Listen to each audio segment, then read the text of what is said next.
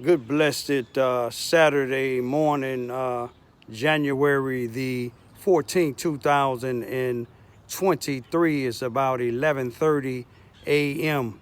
I'd like to greet all human beings with the universal greetings of peace and the blessings of God be with you.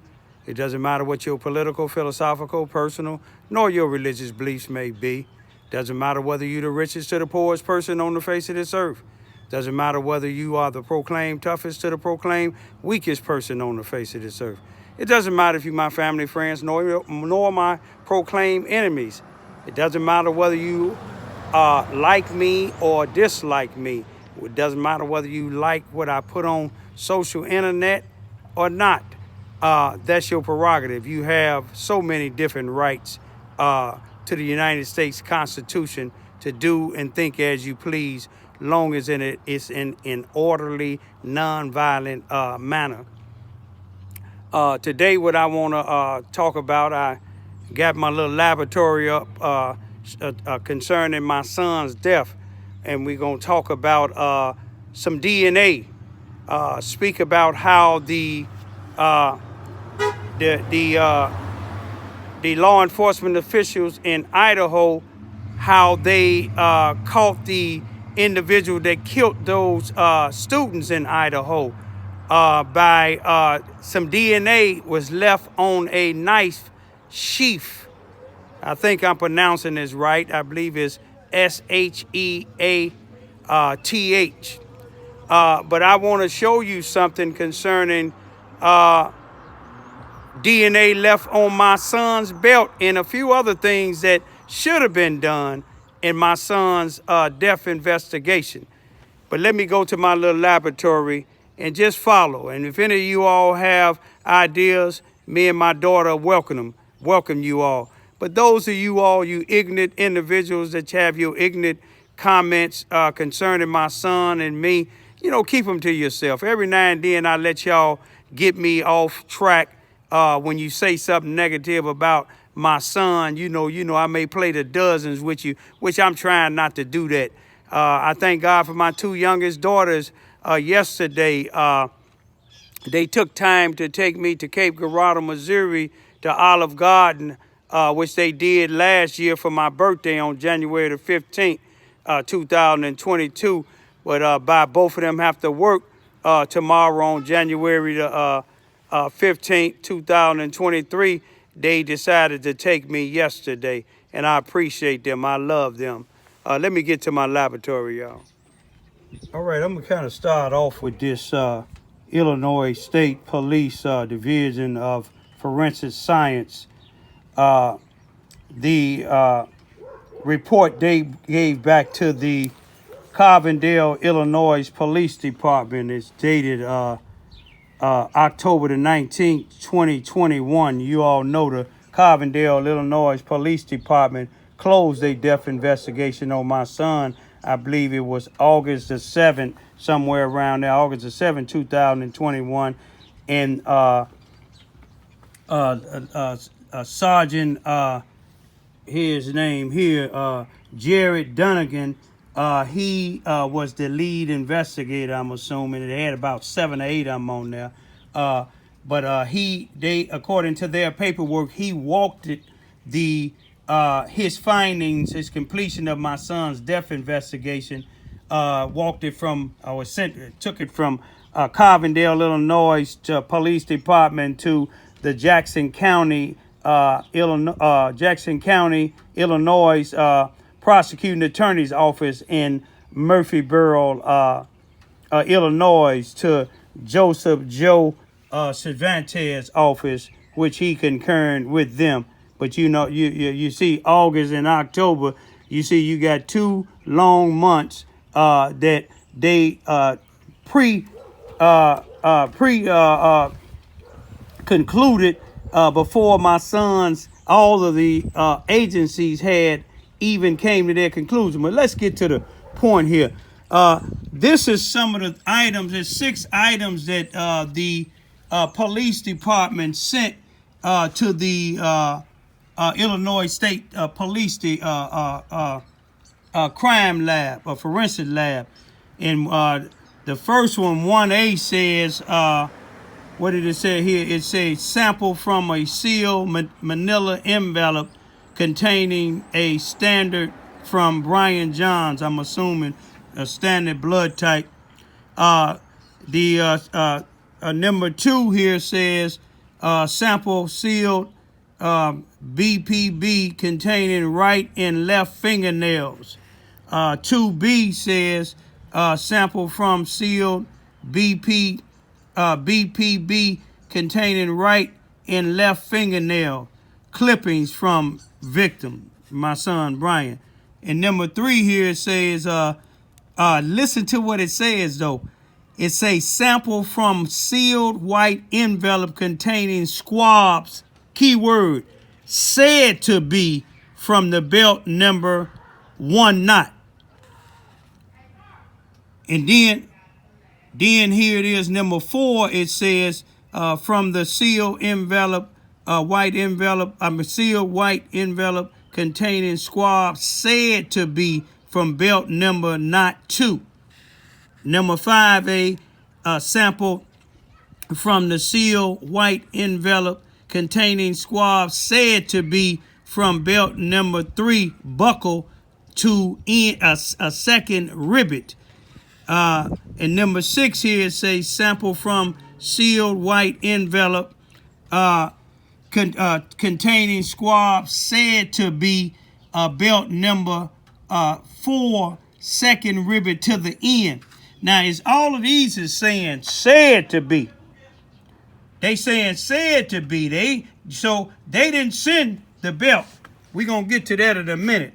But we're going to look at the conclusion of what they sent here.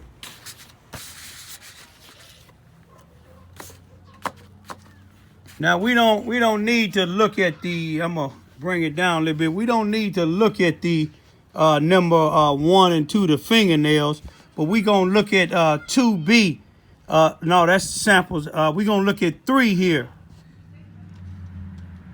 Let's see if we can see it real good, y'all. 3 in this saying, when they sent the sample squab, said to be, it said item 3A, sample from sealed white envelope containing squab said to be from belt number 1 knot. Number of contributors, at least 3. One cannot be excluded, is included, and that's my son. Let's go to item number 4. Sample from sealed white envelope containing squab said to be from belt number 2 knot. Number of contributors, at least 3. 1, my son, couldn't be excluded. Let's go to number 5. Sample sealed white envelope containing said to be belt number 3 buckle to second rivet. It says number of contributors, at least 2. 1 is my son. And let's go to the final one here. Number 6, sample sealed white envelope containing squab said to be from belt number 4 second rivet to the end. Number of contributors, at least 2. And my son cannot be excluded. He is one of them. But I'm gonna show you the belt. I have a belt like the one he's supposed to been hung with, and I'm gonna show you the belt, and then I'm gonna show you something else in a minute. I showed y'all the belt once before, the one that the actual police had in their report, but you can see this it's a little over. I kind of taped it up to make it 46 inches. 46 inches long. It had those D rings like the one that my son was found hung with. But they had little rivets, holes in those where you can buckle them in.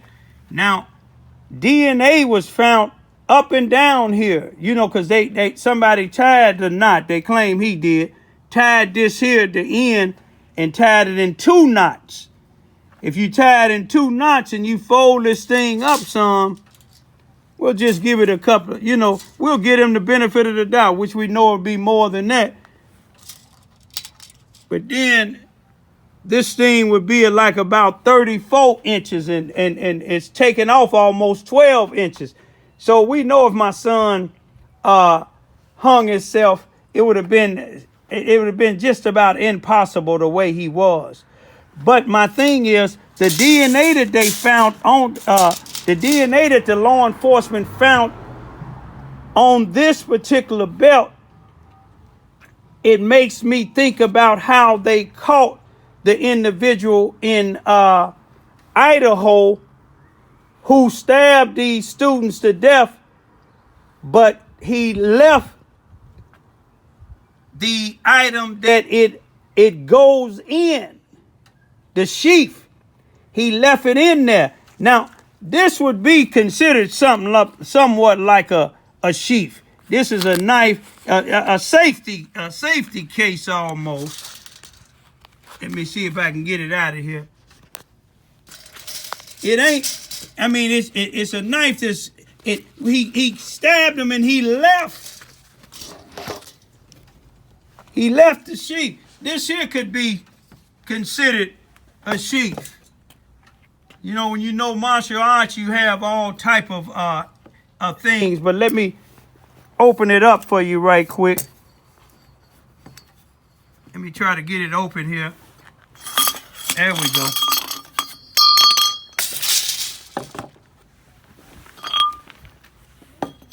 Now you take a look here. You see it's open up. When you're using martial arts, you have your stuff where it's sealed. This day and age, I have to teach my daughters martial arts, especially when people are talking about kidnapping them and the police don't even document it in they records, or they don't even put it in the newspaper. But this is like a sheath. If he stabbed him with this, he left this and it had DNA on it. And they tracked him down.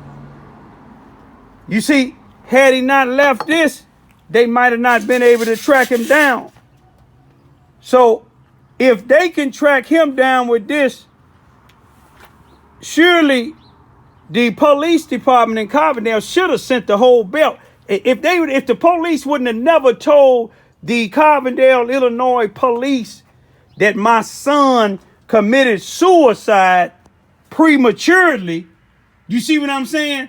The Illinois State Police would have investigated my son's death like they doing the mayor of Carbondale, Illinois' death, who they said shot herself in the head. They didn't put it out there, but my sources, because I'm an investigator, my sources said she was shot in the head with the mayor's gun. I'm not saying the mayor did the shooting, but it was his gun. The Carbondale police didn't investigate that. All right now. They didn't investigate that. Made the mayor's wife rest in peace and may they find out what really happened to him. But I'm just showing you, the DNA is a key factor. It's something else that I want to show you. You see this fire extinguisher? My son, where this white female found his 2 T-shirts and took them in her house now. Down on the 2nd level, she was on the 3rd floor, down on the 2nd level. This before the police even got it. On the 2nd level, she found a mask, said it was his, took a picture of it. Went down on the 1st level. I'm getting kind of sloppy here when I'm doing it by myself. Let me put this up. But went down on the 2nd level and found that the fire extinguisher box, the glass was broken and the fire extinguisher was missing. How she know all this here? My son is dead around the corner on the 3rd floor on the other side already. Then she go outside and guess what she find? On the side of the building, she found an axe.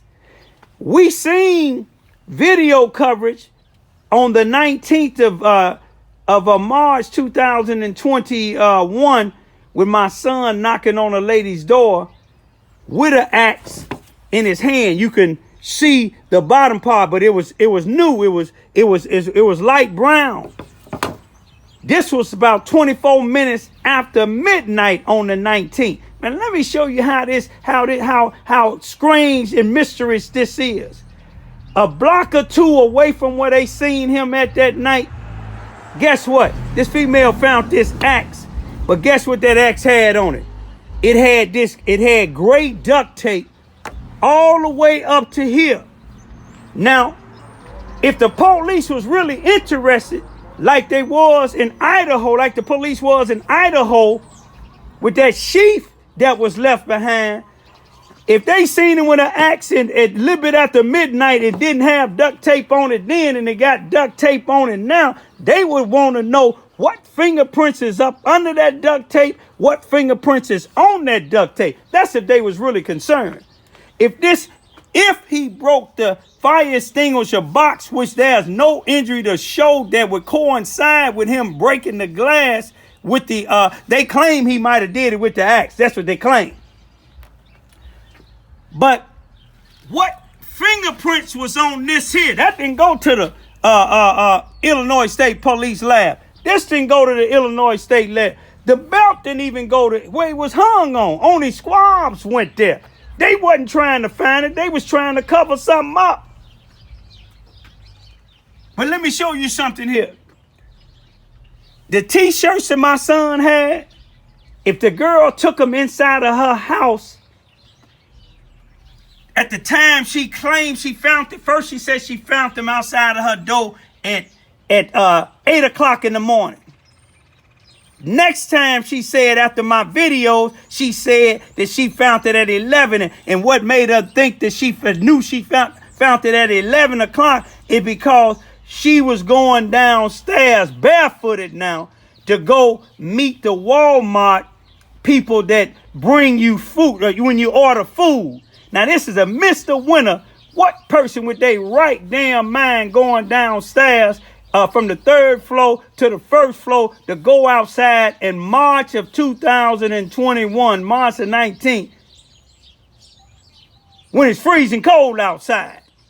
Then she said she seen glass broke down on the first floor, so that made her go back up and get her shoes. But let me show you how much of a liar this female is now. Now, she says she went up there to go get her shoes. She said her delivery was at 12 o'clock, but yet she going down there a couple of minutes after 11. Who in the hell in their right mind going outside in the midst of the winter, especially with no shoes or with shoes on, waiting on somebody to deliver your food that ain't gonna be delivered until an hour? Did the police check that? Did they ping her phone? Did they check with Walmart and see if she had a delivery? My son could have been murdered in that house because she found the axe. She found his mask. She found his T-shirt, she claimed. But guess what? It was two women in those buildings. It was a lot of apartments that the women's shelter or somebody helped them get in there because they was on drugs and things. And this female messed around with a lot of drug dealers. She had a baby by a black guy. She white. You see what I'm saying? I talked to her personally, and she gave me all the pictures of the axe and everything outside. So like if this is her apartment, the axe was way over here on the side of a building to the left. Now, if she going to get the food, how in the hell she finding T-shirts? She finding an axe. She finding a missing fire extinguisher. But guess where this fire extinguisher end up at? Right on the third floor in front of my son where he was hung at. But let me show you something. There was a whole bunch of other things up there. It was a bicycle almost the color as that and a whole bunch of plants. A week later, 2 weeks later, I went over there. Guess what? Ain't none of that went to the police lab. You know why? Because they was help cleaning up my son's murder. If they didn't have nothing to do with it, they know what happened. Then a female told me she found my son's wallet 6 or 7 blocks away from where my son was murdered at, 2 days after he was found hung And do you know the police ain't took her down? I got her picture. When we went down there, I had my daughters and them take her picture so we'll know what she looked like. And I even know who she is. Got her mother's phone number. But then, the white female that got caught spending his food stamps, why wasn't she taken down to the Carbondale Police Department and recorded questioning like they did her black husband? You know why? Because it's white privilege going on with my son's death. My son not only ripped off dope dealers according to what they said, the police had him doing that, setting them up. He ripped them off. He wouldn't give them their money. They said Sergeant Draper, you can hear him talking about meeting, him and Sergeant Draper met in Charlie Park. And he said, you remember that powwow? Sergeant Draper know what happened to him. Sergeant Draper said that he seen my son on the streets of Wall and Main at 7:13 or 7:14 in the morning on March 19, 2021, the same day my son was found hung. And he said he was on his way to work in his car, and he seen my son straddling over a bicycle. The detectives went on the corner of Walls and Main Street. They see Sergeant Draper in his car, but guess what they didn't see? They didn't see Bryan. You know why? Because Sergeant Draper probably knew he was already hung over there. It's much more, y'all, but I'm going to leave for right now. I'm asking that everything that the Carbondale police have, let it go to the Illinois State crime lab, or let it go to the FBI crime lab or independent crime lab, and let them examine the autopsy from that pathologist that they found in the all-white town of Vienna. They friend, Sergeant Jared Dunnigan, his friend.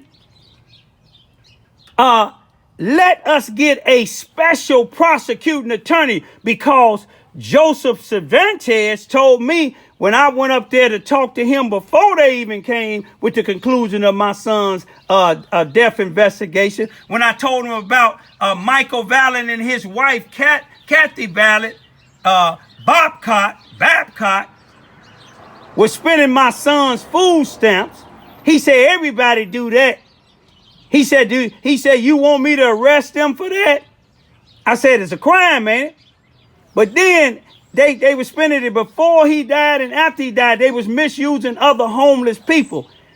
The white female, Katie, is a parent educator at the Carbondale, Illinois, a Rebound High School. Now, how can she educate somebody? She feeding her 4 kids off of my son and his other people that's homeless food stamp. But let me show you how bad that they was treating my son.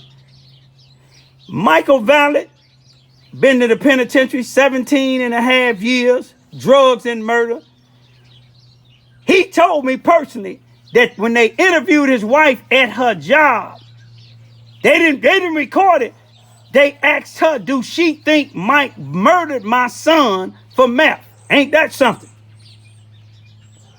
But let me tell you, Mike Valent had Joseph Cervantes, and I got the text. He sent me, he said, maybe you can call this newly elected prosecuting attorney, and maybe he can help you. Don't tell him I gave you his personal number.